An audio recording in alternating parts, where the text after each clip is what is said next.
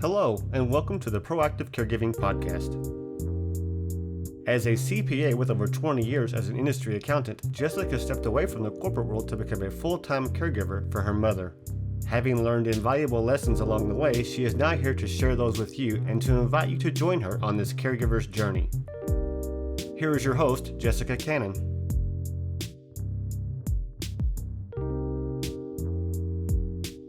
Hi, I am the Proactive Caregiver, and I specialize in educating others on how to be proactive by empowering you, the caregiver, because if you cannot take care of yourself, then you cannot take care of your loved one. And I know this all too well after caregiving for my mother for well over a decade, and more recently this last year, I was struggling to take care of myself and chose to step back for a little bit of time to address some of the issues that were happening both for mom and myself. So let me take you back just a little bit for a small recap. Last December 2021, was the first time I had to actually have mom admitted to hospice. All new experience, even with all the knowledge I had going into it, it's still very different when you're actually experiencing the day-to-days. Positive experience with hospice, thankfully, but I noticed something changed with mom and the support from her current, or at that time, her community.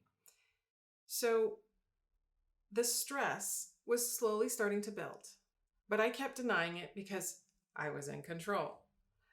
The problem at that time was I started noticing changes in mom that were not directly related to her health or her current status of living with dementia, and more so related to the lack of care she was receiving from her community at the time.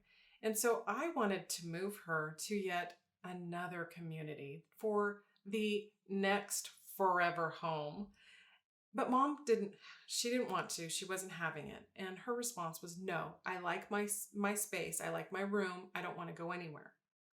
So as the months progressed, February comes around and I'm ready to take a vacation, a well-needed respite vacation. So I went on vacation to Utah for snowboarding for the first time in my life. And I know, I can already hear your thoughts. What was she thinking after having back surgery? I just got the 1 year okay from the doctor to say, you're good, go forward. And so I did. And I learned right away I had no business being on a snowboard. But the interesting thing was while I was out there, the views were incredible. The experience with friends was amazing. It definitely was the respite I needed. The problem was I fell on my tailbone. And thankfully, the titanium that is now in my back is so sturdy and solid. That wasn't the issue. The issue was the muscle, the tissue, and of course my ego that got bruised. And it took me some time to heal and go through this process. Well, while I was going through this process of healing, I was breaking myself down. You knew better. What were you thinking? You should have never done that. You could have redone or broken everything that the surgeon had done for you last year. You could have risked having to experience another pulmonary embolism, so on and so forth. So the situation happening with mom, making me feel like I was out of control and really scared for her well-being, seeing her health declining so quickly after going from a 4 to 6 month decline to a 3 to 4 week decline, it scared me. Dealing with mom's situation, dealing with my physical situation, my body was having that excess cortisol that I've talked about before, and I knew of it. And again, when you know of it, but yet you're in the situation to actually experience it, it's different because what you know and what you think you're going to see as it's happening is not always how it happens. And so the little cues of fatigue slowly turning into weight gain, which is what clued me in because I weighed myself every morning and every night before bedtime. So when the scale started to tip, no one wants the scale to go up in the first place. But when my scale started to tip day after day after day, and it was 6 to 8 ounces, a pound, another pound, another pound, it was like, okay, something's wrong. And in my mind, with mom, the worries were, this is fluid retention. It's related to the heart. The tailbone injury might have caused something worse. So, of course, panic. I can't say quiet panic because I really was nervous. But at the same time, I didn't want to go back to my surgeon to hear that I told you shouldn't have done that. You got to live a little sometimes, right? Maybe not live a little on a snowboard for me. Anyway, so figuring out what was happening was really important to me. So I had a conversation with a really close friend of mine, and the details about what she was experiencing or had been experiencing previous years versus what I was experiencing, as far as, and I know this is probably TMI, but I've got to go there because I've got to set the picture for you, set the mode here. After having that injury in Utah and not having a menstrual cycle, something that my body, I was so used to down to the very day and even the time of day that I would start that regular to nothing at all, and all these other symptoms starting. And what I realize is when you have one symptom, it's just one symptom. The fatigue, I could have easily, and I did at first, say, oh, I'm just tired. I went to bed later than I should have. Or I didn't eat a certain thing that normally gives me energy. Yes, I was trying to dismiss it. But then I added the fatigue and gaining weight. And then fatigue, gaining weight, and now hot flashes. And now night sweats and insomnia. And this moody blues, that situational depression just kind of crept in. That's when I realized, okay, one thing, okay, so you're having an off day. 2, okay, I need to pay a little bit closer attention. 4 or 5 issues all at once. Okay, there's an issue that needs to be resolved. So my first response was to go look into hormone therapy because I just made the assumption I was in menopause. Even though I don't know the age that mom reached menopause because she had a hysterectomy before she was going through menopause, I just assumed I was at the age that this was what was happening now. Come to find out, I should have never taken the route that I did, because going through the hormone therapy doctor, my blood work was drawn and the results came back and the red flags were going off, but I was still trusting and going forward. When the doctor struck through the range on the notes that were taken, to make my results seem a little bit more significant, I should have said, wait a minute, I don't want to do this, but I didn't. I moved forward, and the result was getting a testosterone pellet placed in my glutes. And wow, that was not the route I needed to go, because in addition to the other symptoms I was having, I was also having some joint aches, which again, I assumed was part of the tailbone injury that was making my hips and knees and ankles and even down to my big toe was those joint aches. They were explaining that it was related to a drop in hormones, testosterone particularly. So I wanted to feel better. Of course, who doesn't at this point? And the idea of having popping a pill at one point, which this wasn't a pill to swallow, those easy remedies are what we look for, right? So I got the testosterone pellet, and my goodness, I didn't expect to feel the level of aggression, and the libido that had plummeted went way in the other direction. And I can't say it wasn't a nice improvement, but at the same time, it wasn't what I was used to. It wasn't me. It didn't feel right. So pulling back and wondering, there's got to be a better way, because I didn't want to have to be on this expensive regimen of having testosterone pellets placed in various areas of my glutes every 8 weeks. And so stepping back from that was the first part of it. Trying to figure out how to resolve some of the issues I was having without going towards medication meant I wanted a holistic approach. And I am a firm believer that food is our medicine just as much as it can be our problems. So after going through this and slowly but surely accepting, I am definitely in this perimenopausal state. Not having my cycles anymore was somewhat of a blessing, but at the same time, it was kind of like, okay, I need to clue into this because that means my body is changing to the point where hormone levels are changing. And these were the areas we did not focus on with mom over the years. I tried to seek advice from other women online to see what were they doing when they reached this point in time of their life, when they noticed these obvious, it's fatigue is one thing that you can dismiss or find a reason for it. But when the hot flashes and the night sweats and the insomnia, all that kind of stuff, those moody blues start coming in, it kind of makes it to a point where it could be this thing, it could be this thing, it could be a combination of things. Well, when mom was going through this, she just dismissed it at all. It's just aging and I've got to deal with it. Well, that's not how I look at things now. This is not just aging and I don't have to just deal with it, thankfully. I had advice from other women that said, yay, nay, don't do the pellets, do the pellets. They've been wonderful. So if it works for you, that's great. But for the others who haven't approached from, I highly recommend to stay away from doing the pellets. My OBG actually confirmed that too, that there's not enough out there that says it's good for us anyways. And for me, with my PE history, the pulmonary embolism, I should have never had the pellets in the first place. And the doctor was aware of that.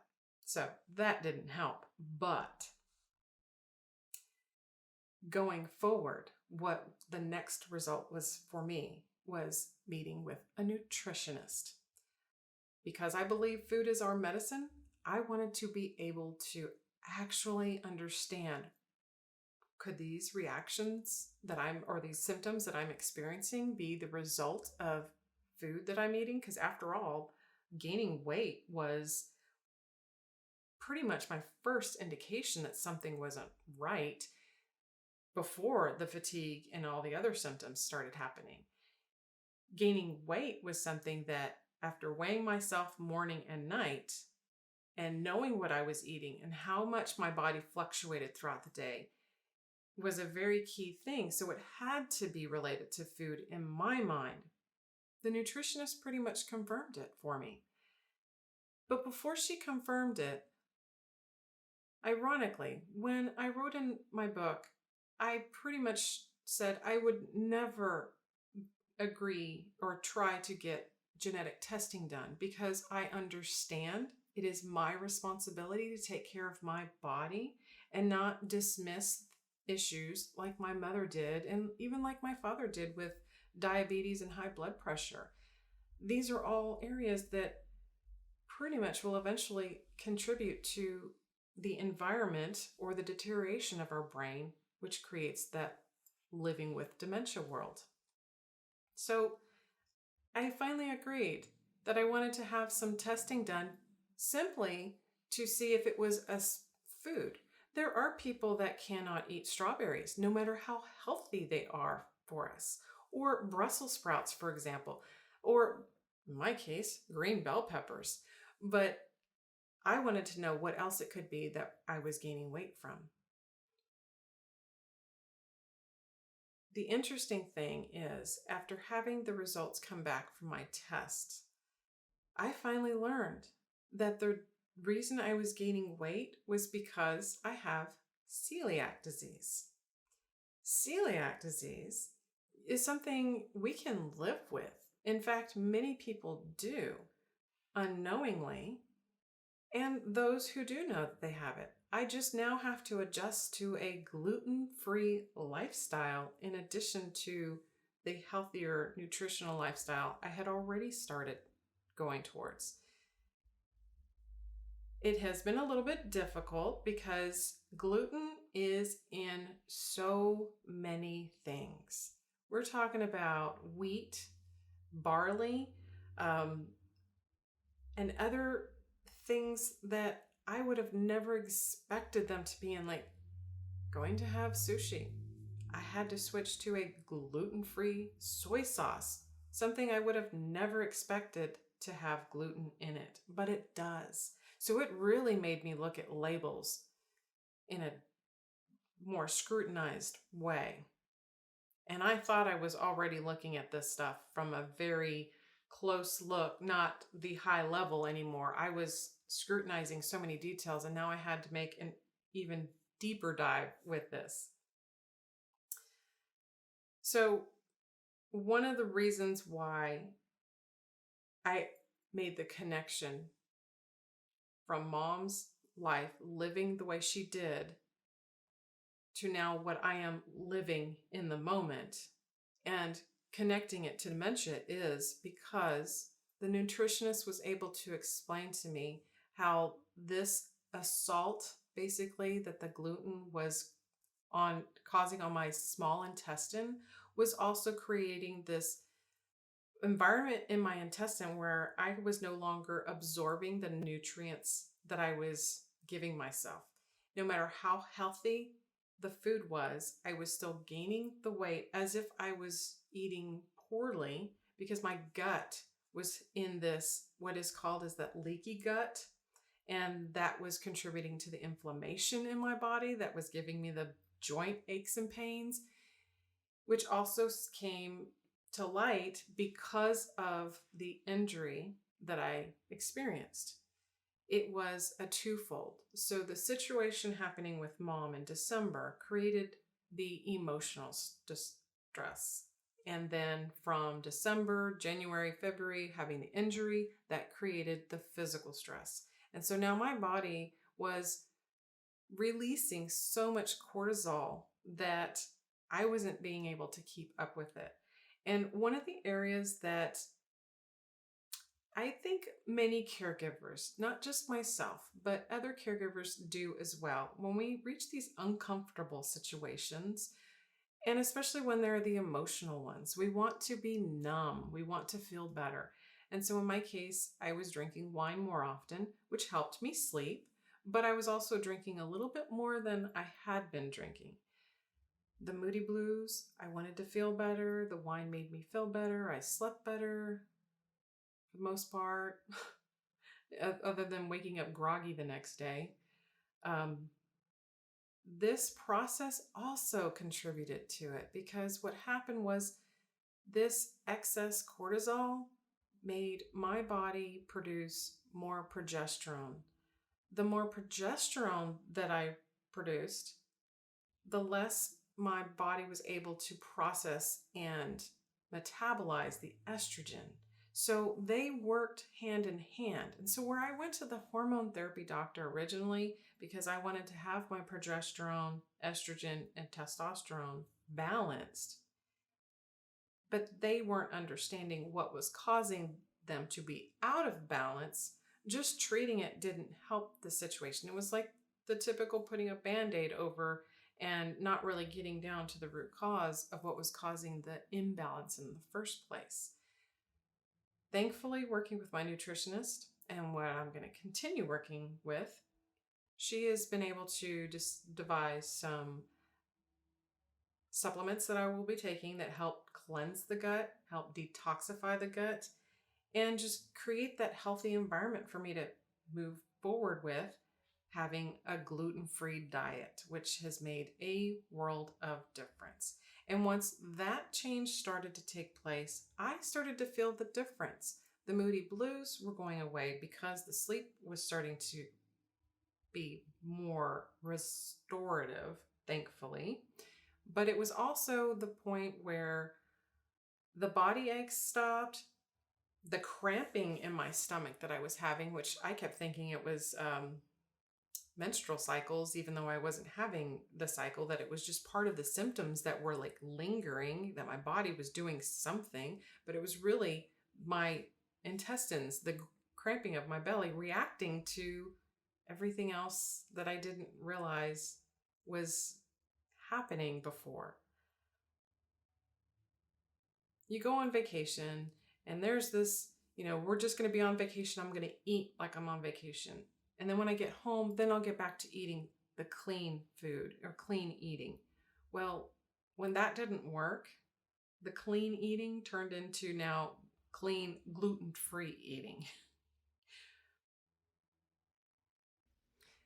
So now that I am living in a gluten-free world, it points out one interesting fact for me. I may still carry the genes for some form of dementia, but I don't believe that is the case. But even though there is the possibility, what points to me is that mom may have carried the genes, but she also could have kept them off, so to speak, not inactivated these genes. And so by me having this gluten-free life, I can avoid a lot of the contributing factors that she did not. This gluten-free is an issue for so many people that don't realize this, and it contributes to the inflammation, which researchers are now understanding as the precursors, one of the precursors towards dementia. So this approach tells me my daily habits really do matter. My daily habits can make the difference. Your daily habits can absolutely make the difference. We're so quick to say, oh, my father had it, my grandfather had it, my great-grandfather had it. But did we stop to think of maybe that they learned to have daily habits that kind of came down the generational tree there, and that we've only learned bad habits, and that now we can relearn some good habits, because now I'm having to relearn even better habits than what I was already trying to incorporate into my life. This is why I feel there's another reason why caregivers are so tired and have this fatigue all the time. Yes, we have emotional stresses that make us tired and brings us down, but when we don't fuel up properly, then we're physically tired because we're pushing our bodies beyond what we can based off of the fuel we originally gave it. But then if we're giving ourselves these bad fuel, so to speak, and it's something that we shouldn't be eating in the first place, then we're really causing problems. So I basically had this, and if it wasn't until this stressful moment from falling in Utah and right before feeling like I was not in control of mom's care and being able to protect her from others, this situational depression that caused my body to react in such a way that it finally revealed the celiac, I would have never known. And that's probably something I can only imagine that mom didn't know. As a teacher, as a junior high teacher, going through the levels of stress that she did, family issues with us as children, that she just continued to eat and feed the emotions, regardless of what it was, and feeding her body the things that may have tasted good, temporarily made her feel better in the moment, but were things that just continually assaulted her intestines over and over, creating that leaky gut, causing the inflammation. And of course, she was an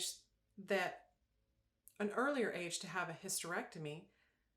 But that's another side of this, is that when women have to go through that process of having a hysterectomy, they're not always educated on what they need to do after that surgery. what they can do to maintain natural hormonal levels. So, one of the things I want to kind of share here real quick to keep in mind, because if you're experiencing these symptoms as I was, stop and think about what's happening in your life. What is going on that's creating the stress that's making you want to avoid the world altogether? Crawl up in that fetal position and stay in bed and just avoid everyone. Because, yes, I felt like I was the bear needing the bear cave, and I wanted to avoid everyone for a very long time. Obviously, as a caregiver, that's not the case. So, find a way to have your annual appointment done and make sure your hormones are checked. Or my next guess or best guess here is see if there's a nutritionist in your area that you can actually get connected with and start finding out what your levels are, what they could be or what they shouldn't be. Checking your estrogen. Keep this in mind. When we need estrogen for our reproductive system, but we also need it for our cardiovascular and bone health. Too much estrogen can cause irregular periods for women, or even worse situations like overgrowth of cells, which contribute to tumors in the uterine lining, which sometimes that's why women have to start looking towards having a hysterectomy, even if they don't want to. High levels of stress, like I was experiencing, means our body is producing the hormone cortisol in response to the stress, which is what was happening. High amounts of this cortisol can actually deplete your body's ability to produce progesterone, leaving estrogen levels unchecked. We can have too much of a good thing, regardless of what it is. And as I was doing, too much alcohol can also increase your estrogen levels and reduce your body's ability to break it down or metabolize it. And that also contributes to more problems like breast cancer, ovarian cancer, uterine cancer, endometriosis, or polycystic ovarian syndrome, and other tumors around the ovaries or adrenal glands. Now, I know a lot of that sounds like, okay, that's just related to a biological female, but men produce estrogen as well. And our bodies use that estrogen for the cerebral brain flow. So the blood flow of the brain. So we need to actually focus on these things and not be so quick to say, oh, it's just because I was tired, or it was just because I didn't eat good last night, or it was. Actually think it through and try to jot it down, make more of a mental note, because, we are talking about dementia and it's easy to sleep and drop that thought. So if you jot it down and start seeing that these little changes are happening, and it's 1 here, 2 here, but when you have 1 change, 2 change, 3, 4, 5, 6, you've got an issue that needs to be addressed. And I did. And so I'm glad I was able to take the time to step back and just really focus on what was going on.